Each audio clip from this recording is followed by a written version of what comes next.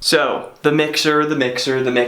You guys have been asking me non-stop to talk about the mixer, so today's the day we're finally gonna do it. I'm gonna go over the story of why I got the mixer, how I got the mixer, how I use the mixer. I'm gonna talk about the way that it's totally transformed how I make music now, and we'll also discuss if getting an analog mixer is actually the right move for you. So first we gotta start off with the why. Why did I get this thing in the first place? And it's not just because I'm an insufferable little indie music guy. I just really love using older gear and recording in a way that is a little bit more organic and real. When I first started making music for the first quite a few years, I was just doing everything within the computer, using samples and VST plugins. It took me a long time to ever start recording any instruments. And now I've got a room just filled with a bunch of random gear. But I love old music and sound technology in general. So for a while I wanted a mixer because I kind of just thought it would be cool, but I never really thought that I would have much use for one. It was kind of like this mystical thing in my head where I was like, okay, it seems like some mixers are for recording in the studio, and then it seems like other mixers are more for live performing. But then sometime before I got this thing, I saw a video where somebody was using a Tascam mixer and not one of the Porta Studio ones with the cassette recorder, and he was basically using it just for the preamps to send audio from his DAW into the mixer and then back into the DAW. And I was like, hey, that might be kind of cool. Maybe this is my excuse to go find a mixer. So I was looking for a similar Tascam that he used in that video. I think it was like a Tascam 106 or something. So like 4 to 6 tracks, like not anything crazy. And I couldn't find one, but I found some other options that seemed kind of cool. But then basically a couple days after I moved into this new studio, this thing popped up on Facebook Marketplace. Now this right here is a Yamaha MC1204 Mark II. Yeah, I know, that's a mouthful. Pretty sure the 12 stands for 12 channels, and the 04 stands for 4 groups. I don't know what year it's from, probably like sometime in the 80s, but this thing was going for like 150 bucks, then he dropped the price on it, and I was like, now's my time, I got a lowball. So I got this thing for 100 bucks, which I feel like is a pretty solid deal. I went over to the guy's house to pick it up, and he was this really nice older fella. He showed me his whole studio and all the other mixers and gear that he has. He was showing me his guitar collection. He was playing some Led Zeppelin for me. Very cool experience. That's why I love Marketplace. But yeah, I got this thing. We brought it into the studio, and it honestly just kind of sat for a couple days because I had no idea what I was doing. I just didn't know how to use it. But I knew the plan was that I wanted to record my drums with it. After doing some research, the initial thing that I wanted was a mixer with direct outs. Basically, that means that each individual channel would have a separate out where you can go from that into your audio interface and then still record the individual channels just with the preamp character. This one didn't have that, so I was kind of bummed, but it looks really cool, so it was worth it. So I basically spent like a whole day, several hours trying to figure out how this thing actually works. So I plugged up all the drum microphones, I tested them all, I like set up the whole drum setup and everything. Ever since I set this up, this has been all that I use for drums and everything else now. It has totally changed the way that I record. So this is not going to be like a full how to use a mixer tutorial, but I feel like in order for you to understand my process, you have to understand some of the basics. So I'm just going to explain the basics of what I know about how to use a mixer. So I know it can seem kind of overwhelming at first, but really all you have to understand is one of these strips,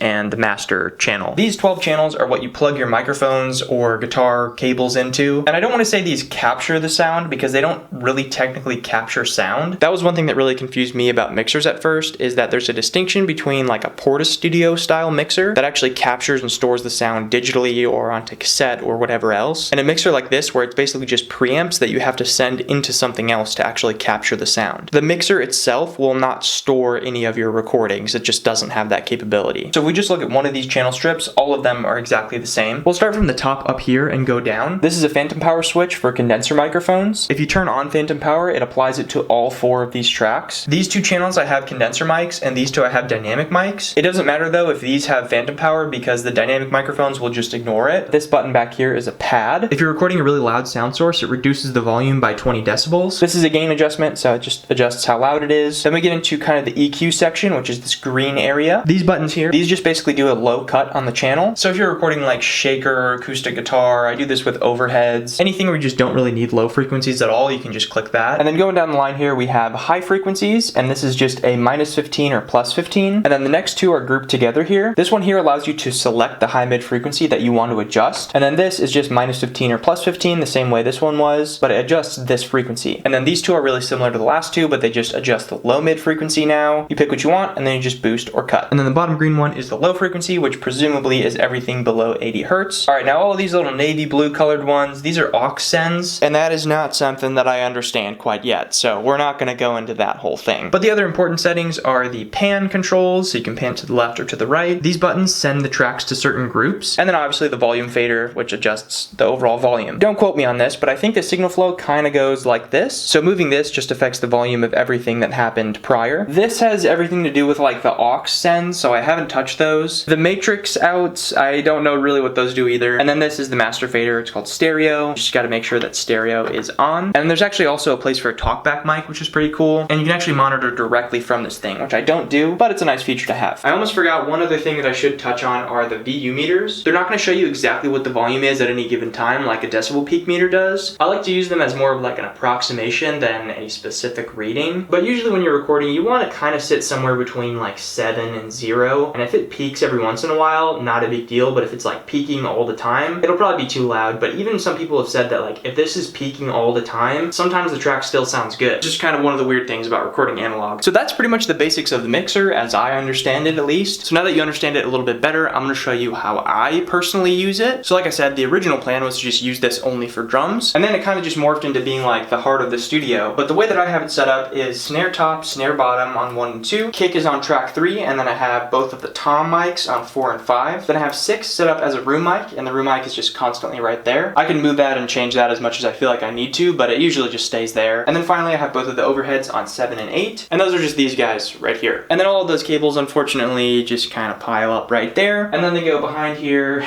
and behind there and then back behind there, and they eventually end up in the back of the mixer here. As far as the EQs on the drums, it's really nothing crazy. It's all pretty standard. On the overheads we have quite a bit of high end and high mid frequency boost. With the room mic I like to boost some low frequencies so it's a little bit chunkier and fuller. On the snare mics we're doing the 80 Hz cut thing. On the kick we're boosting some lows. It's really nothing that fancy of what I'm doing with the mix. I know you've probably heard this from a lot of people on the internet, but it is actually valid advice. You should really worry more about having a good sound to actually capture in the first place, rather than needing to do a whole bunch of effects and other crap to it later on. If you just learn like drum tuning and you just know how to capture the sound that you want to hear, you can get a good sound out of your drums. So after I set all the drums up, I had 4 extra channels I could play around with. I knew that I wanted to set up a microphone that's just kind of like always on for recording everything. Sometimes this is the SEV7, sometimes it's like a different microphone. So I ended up taking up a track for that, and I also ended up taking up a track for like DI bass recording. So I had those 2 channels taken up, and then I was like, you know what, let me just go ahead and plug in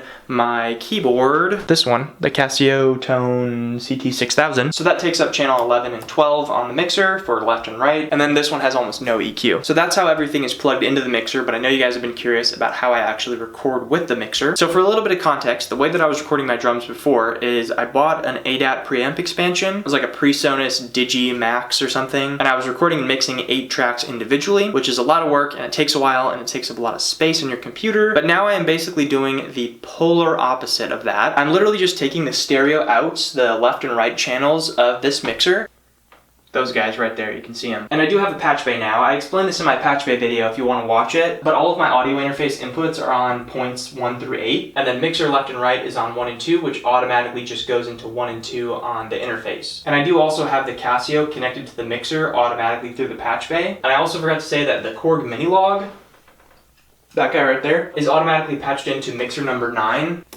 That one right there. But if I ever want to do DI bass, I just patch my guitar into mixer 9, and then I can record bass with this cable right here. I know that may seem complicated, but all that to say that I'm basically just recording the stereo left and right channel of the mixer. So it's literally just one stereo audio file now instead of like 8 different channels. So now basically all I have to do in FL Studio if I want to record drums is just go to insert whatever I want, and then I just click here and do insert 1 and 2, and now that just records anything that's coming out of the mixer. So it's very important to mute the tracks that you don't want to be recorded. Like for example, if I'm recording the Casio keyboard and I don't want a bunch of room noise in there, I gotta turn off the overheads, I gotta turn off the room mic and all that other stuff. So yeah, that's kind of like more or less my process with the mixer. I don't have to mess around with any inputs in FL Studio. I don't have to open a new project file, because that was what I was actually doing before, is I would export the demo of the track and then I would open a new project file just for drum recording, record and mix all the drums in there, and then export those, pull them back into the original project file. Just like a whole mess. It's a whole ordeal. I forgot to mention, but the way that I mix drums now is also super simple. It's definitely gonna keep evolving over time, and I'll probably use different plugins for different sounds. But I use basically 3 kind of 4 plugins on that drum master track. I usually will put the Fruity Parametric EQ on there to just adjust certain specific frequencies that I want to change, because quite frankly, you're not going to get a perfect recording every single time out of the mixer. That's kind of like the point. The other 3 plugins that I use are Kramer Tape, and then I think it's this like Shep's Omni Channel something. Yeah, Shep's Omni Channel. And then I also use the DBX 160 compressor plugin. I'll link all those in the description, but yeah, that's pretty much all I do to my drums now. And if we're being honest, they sound just the same, if not better, than the drums that I was doing when I was recording a billion tracks and putting 17 billion plugins on it. So yeah, that's pretty much the whole deal with the mixer. I think I've covered everything that I do with it, at least. I'm sure it's actually not as complicated as some of you guys might have thought. If you've used a mixer in Ableton or Logic, FL Studio, whatever, this all kind of translates over anyways, because that's what those digital mixers are based on. So yeah, I love it, and it really kind of helps to bring out more of the imperfections in the music, which seems like maybe a weird thing and like counterintuitive to some people, but especially in the whole AI era that we live in now, I think it's kind of cool to not have the most perfect mix on everything. Those little imperfections are what make the song what it is, and it differentiates you from all the AI slop crap out there. And I think at the end of the day, I just have a little bit more fun making music with this thing, and that's kind of what matters. Do I need it? Absolutely not. Like, I haven't needed one at all my whole life. But the real ultimate question, is a mixer right for you? Should you go ahead and get one? Well, like anything, that completely depends on your situation. It depends on to what degree you're recording live instruments. If you're maybe doing a couple guitars, a couple bass tracks, but you're like programming drums, there's no reason to get a mixer that's as big as the one that I have. But if you're someone like that who wants to have a little bit more of a hands-on workflow but still go digital, I'd maybe look into getting like a 4 to 6 channel mixer, nothing crazy, just something to be able to fiddle with the knobs and record a little bit more organically. A big thing that everybody talks about, you know, of course, even more so now with the whole Jim Lil do preamps matter video thing, the sound, you know, the character, that vintage character. I mean, I don't know. To me, these preamps sound very similar to the other preamps on just the Behringer UMC. They're not super colored or anything, which I feel like most preamps are not designed to be like super colored. I feel like it's much more important what microphones you're using, microphone placement, the instrument that you're using it on, the mixing that you do afterwards. All that stuff matters a lot more than like the little bit of maybe character that the preamps on an analog mixer add. The thing that I've been saying about the mixer is that it's much more about the workflow, not about the sound. If you're thinking about getting a mixer specifically for the sound, it's not going to be as crazy as you're thinking it is. But I think if you can pick one of these up for fairly cheap, like this one that I got for $100, that's a great deal. Go ahead and do it, mess around with it, see if you like it. I promise it's not as daunting as it may seem. I was very scared to use it at first. I didn't know what I was doing, but you figure out pretty quick and you realize that it's really not all that hard and complicated. So yeah, that is pretty much going to do it for me in this video here today. I tried to cover everything, but I'm sure there's a few things that I forgot to mention. So definitely go down in the comments and leave any other questions that you may have about the mixer or about anything really. I'll answer any questions that you might have. What is the meaning of life? Where do babies come from? Anything really. So yeah, I appreciate you guys watching. Love you all, and I'll see you in the next video.